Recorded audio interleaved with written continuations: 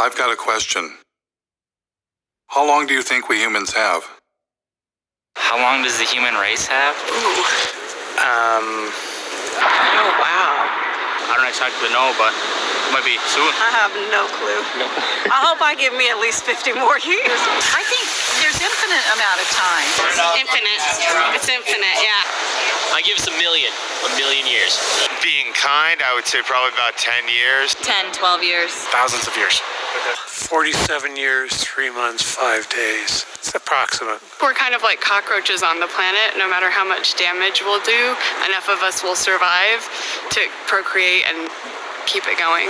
Unless we can get to another planet, but then we're just going to fuck it up like we did Earth. Well, I think that we will be here for a long time, but we will change. We're going to turn back into apes.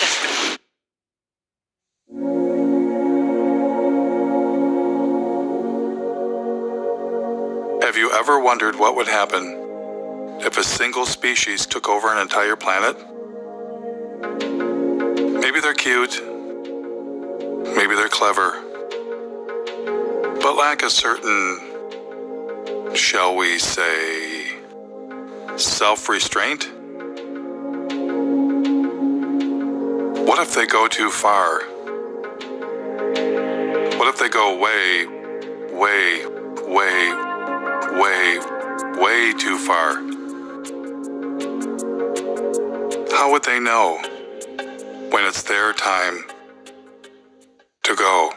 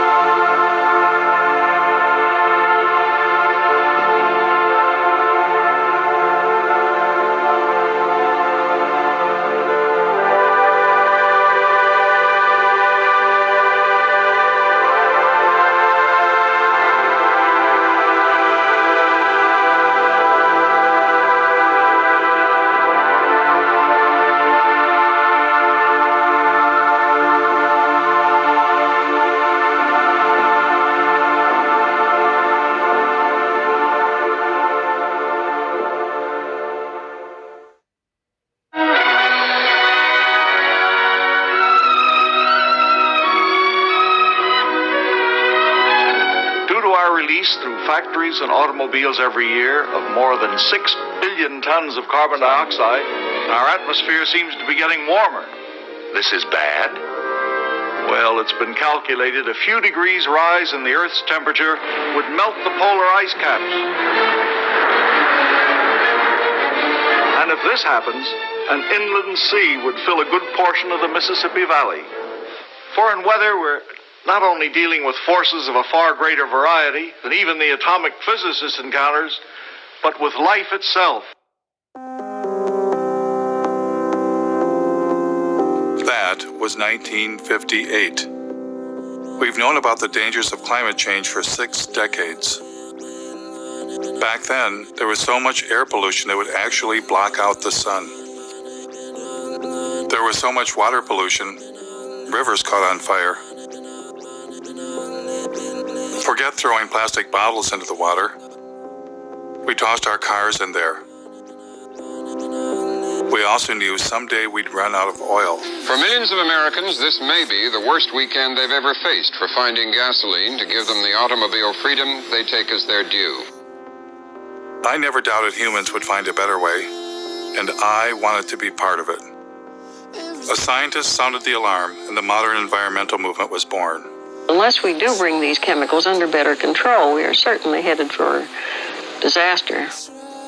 Students all across the country organized the first Earth Day. At this point in time, it's very, very fashionable to talk about the environment, but as every day proceeds, we find very, very little concrete being done. As for me, you might say I was an early environmentalist. When I was 9 years old, a bulldozer began knocking down the woods near my home. I retaliated by putting sand in its gas tank. When I grew up, I became a tree hugger and moved to the wilds of northern Michigan to build a sustainable homestead and commune with nature. I wired my cabin for solar panels and heated with wood instead of fossil fuels. I wrote about sustainable living and environmental issues for the Mother Earth News and several news outlets. I traveled the country documenting invasive species, ecosystem collapse, and species threatened with extinction. I covered protests against destroying mountains for coal, and was once even confronted by the BP police. You're a journalist? Jeff Gibbs, yeah. By all means, you can take all the pictures you want. Okay. We'll write a report, and then we have to send it to the FBI and the U.S. Attorney's Office. They'll call you. Through all of this, I kept wondering, why are we still addicted to fossil fuels?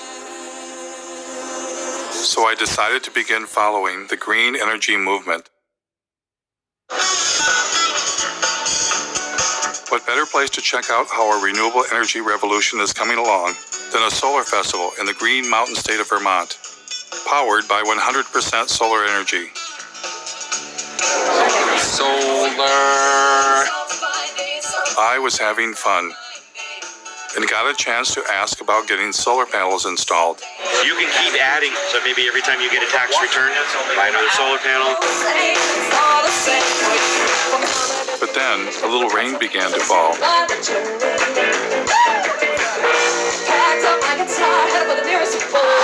My cameraman noticed some commotion behind the stage. Get set up here. We're biodiesel generators in case power Oh, so the festival is run off solar energy primarily? Primarily. We do need to bring some of this stuff in just because we want to make sure we have enough power to kill our fancy toys that we invite on stage. But the biofuel generator wasn't enough, so they wound up plugging into the electrical grid that we all use. The other inverter operating, it's actually pulling power in from the grid, charging the batteries. It's running backwards from the way we originally intended to do it, but... That was disappointing. But after all, it had been raining. Maybe next time things would go better.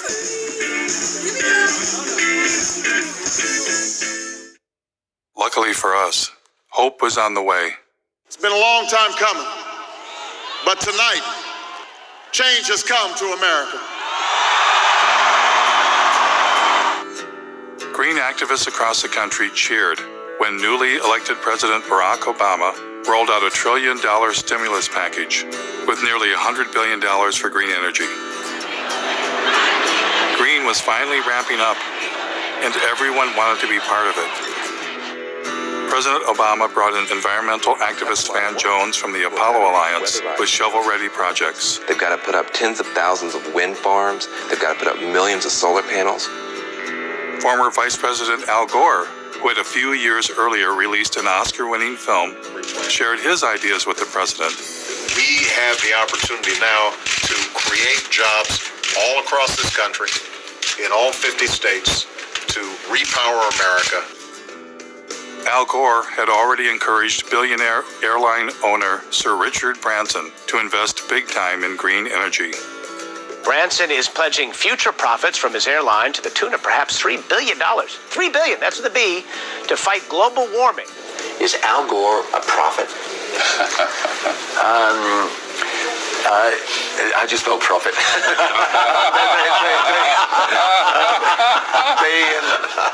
Investors came forward. Investor Vinod Khosla, known as the father of the clean tech revolution, has poured over $1 billion of his own money into some 50 energy startups. Major banks were eager to get involved. By 2020, we think renewables will require $395 billion on an annual basis. Robert F. Kennedy Jr. was both on the board of major environmental organizations and was leading a green energy investment group.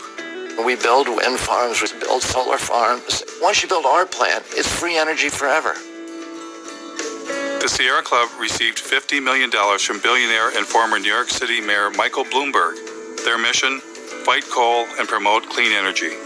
So with the mayor's gift, here's what will happen. We'll have a large and aggressive presence in 46 states. It's time for America to find a new energy path, one that takes us beyond coal. And then Bill McKibben, one of the nation's leading environmentalists and author of a breakthrough book called The End of Nature, formed an organization called 350.org with the mission of igniting a global climate movement.